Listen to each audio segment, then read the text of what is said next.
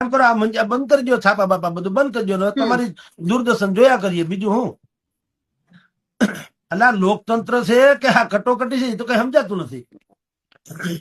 અને તમે કા ઉડો ભૂપેન્દ્રભાઈ પટેલ, જેને અમે પર્સનલી મળ્યા હતા ત્યારે એક આમંત્રણ દેવા ગયા હતા, અમારી ટીવી ચેનલ શરૂ કરવાના હતા, એટલે તો એને તો કીધું કે જગદીશભાઈ તમારા વિડીયો અમારા સુધી વાત પહોંચી પણ છે, મેં કેટલાક જોયા છે, તમારી ભાષામાં ક્યારેક કડવાશ હોય છે, પણ મેં મારા સ્ટાફને એમ કીધું કે ઈ છોડો ભાષાની કડવાશ, પણ કમસે કમ એમાંથી જે બહેતરીન સુઝાવ જે હોય છે, જે સરકારના હિતમાં હોય, એ કે આપણે એટલું લઈ લ્યો. હવે આટલી જો શાલીનતા આપણા મુખ્યમંત્રી દાખવી શકતા હોય તો સરકારના બાકીના લોકો કેમ નથી દાખવતા? ઈ પણ એક પ્રશ્ન છે.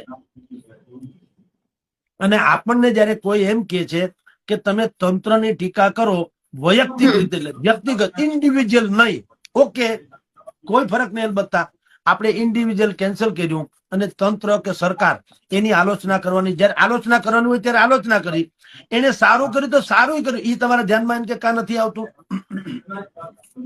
જેમ કે 10,000 કરોડ રૂપિયાનું બજેટ એને રાહત પેકેજ બહાર પાડ્યું, એ દિવસે મને ખબર હતી કે 10,000 નું નુકસાન ગયું. મને કૃષિ તજજ્ઞોએ કીધેલું કે 10,000 નું નુકસાન ગયું છે.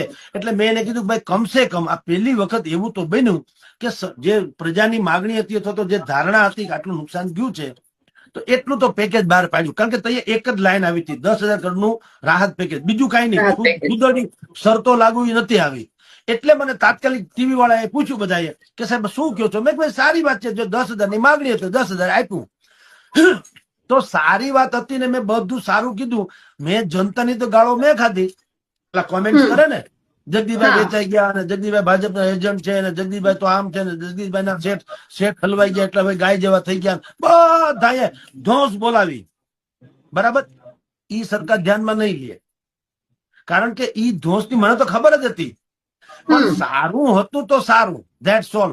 એમાં તમારી જે માન્યતા હોય તે. આ સરકાર વિરોધ પક્ષ અને મીડિયા એ બંને વચ્ચેનો તફાવત સમજી નથી શકતી. વિરોધ પક્ષ એને કહેવાય કે જે તમારી ખામી જ જુએ, ખૂબી નહીં. ખામી જ ઉજાગર કરે, ખૂબી નહીં. મીડિયા શું કરે? ખામી તો ઉજાગર કરે, એનો સુઝાવ પણ આપે, એનું નામ મીડિયા. તો અમે જનતા પાસેથી જે કઈ વિગતો મળી એનો સુઝાવ આપ્યો સરકારને કે ભાઈ અમારે ખેતરે અત્યારે ખરખરા હાલે છે અને તમે કેવડિયા કોલોનીમાં 2200-2500 ની આ